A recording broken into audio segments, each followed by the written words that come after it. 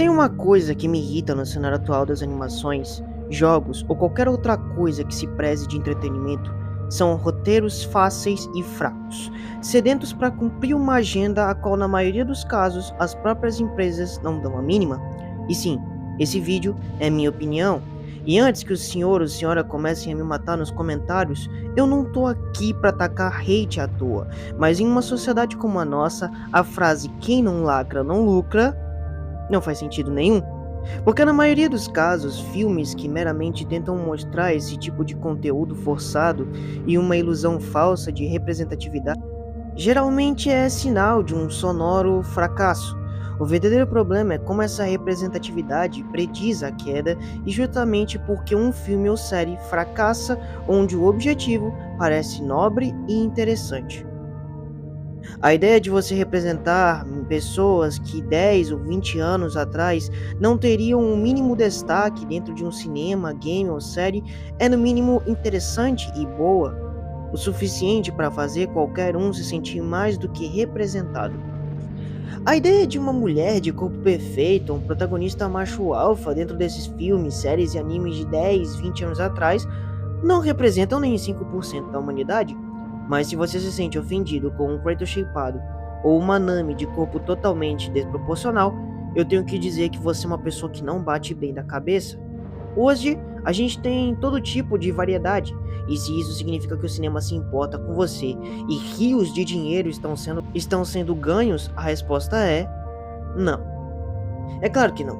A ideia é linda, mas o resultado nem tanto. Na real, quase nunca os filmes sequer se importam em trazer representatividade de uma forma meramente aceitável, onde o background é bom e não um estereótipo ambulante que simplesmente solta frases de efeito chinfrim para agradar a galerinha do Twitter. E não, diferente dos extremos, eu não acho que tudo é lacração, mas eu concordo quando às vezes forçar a barra prejudica a própria obra. Por exemplo, mudar uma personagem totalmente só para que ela se encaixe em um papel que não é dela. Sim, eu tô falando da Velma, que pelo amor de Deus, que desenho ruim, que além de frases toscas transformou o Scooby Salsicha rapper em um Fred mimado e idiota. Ou filmes com momentos girl powers que insistem em fazer todo homem parecer um idiota completo para empoderamento feminino e blá blá blá, você entendeu. Ou a Disney querendo fazer um filme da Branca de Neve com uma personagem morena e anões que não são anões. E sim, eles tiveram a audácia de excluir os anões do seu próprio papel. Um papel feito para representar os caras. Eu não consigo entender a Disney. Percebe como a representatividade e pautas são usadas de maneira totalmente erradas?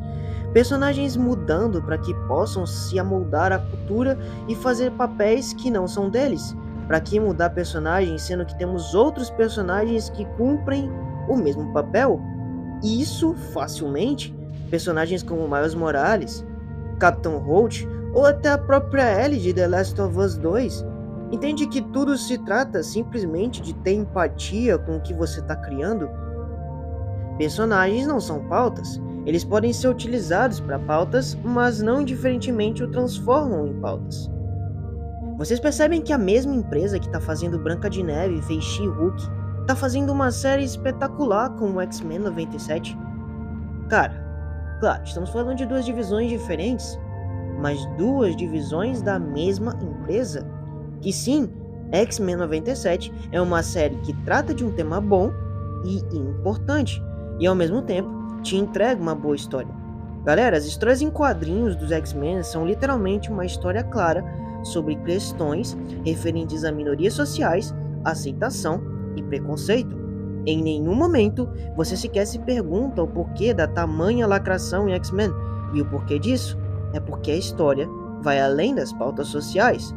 A lore de um Magneto e Xavier é o tipo de background onde você consegue entender os pontos de vista de seus personagens.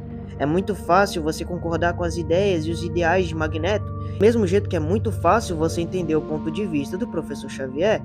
Cenas como a reunião da ONU, alerta de spoiler, e a conversa entre Magneto e os diretores da ONU é literalmente uma conversa que poderia facilmente ser aplicada à vida real, tratando de debates importantes como racismo, xenofobia ou qualquer outro tipo de debate racial, Stan Lee e Jack Kirby fizeram uma obra simplesmente genial que consegue encaixar todas as pautas sociais interessantes da época para uma simples história que consegue te manter interessado por horas e horas, sem uma forçação de barra ou tentar fazer o personagem ser algo que não é.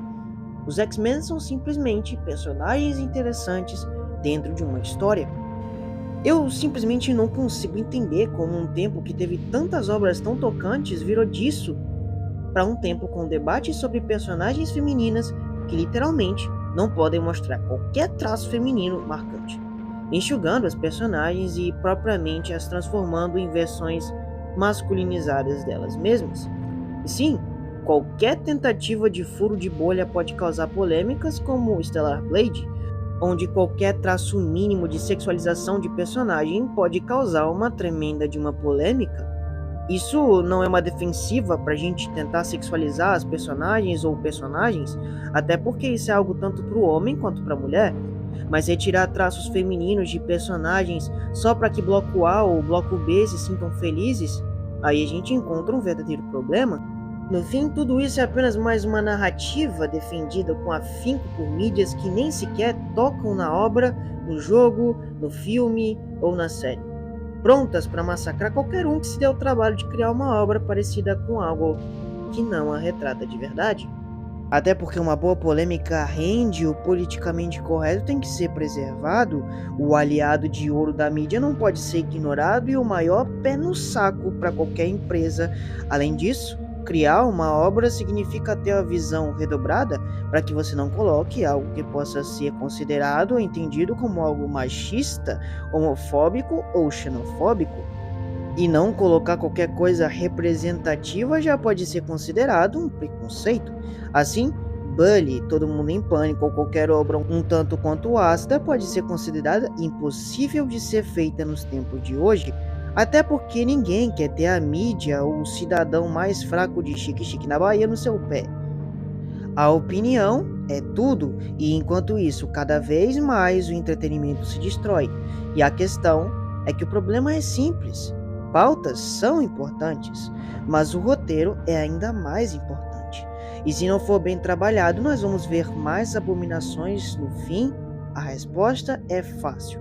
Basta fazer obras minimamente interessantes e elas vão ser assistidas ou jogadas. Pautas podem ser bem usadas e muito bem representadas. Coisas que, se fossem simplesmente bem feitas, a gente nem teria essa discussão. Eu francamente acho isso um tema um tanto quanto complexo de debater. São muitas visões de mundo e eu tento ser o mais parcial possível. E quando se trata de hipocrisias de certas empresas, eu tento entender qual é o verdadeiro objetivo, além do puro interesse e egoísmo por dinheiro. Deixa nos comentários o que você acha sobre tudo isso e como a gente poderia solucionar esse problema. Se você gostou, dá o like, compartilha, se inscreve, você me ajuda demais. E quanto à frequência dos meus vídeos, eu tô tentando fazer de 2 em 2 semanas, até porque achar o tema, escrever sobre, pesquisar, editar e fazer leva muito tempo. E bom, pra mim isso é tudo um hobby e eu não vou acabar fazendo tudo na pressa, porque vai me cansar e vai impedir de trazer uma qualidade boa para os vídeos. Desde já eu agradeço e eu peço que você assista ao meu último vídeo sobre a DreamWorks, tá bem legal, e o link tá bem na descrição caso você queira assistir. Desde já eu agradeço você ter ficado até aqui. É isso, valeu, é nóis, tamo junto, fui!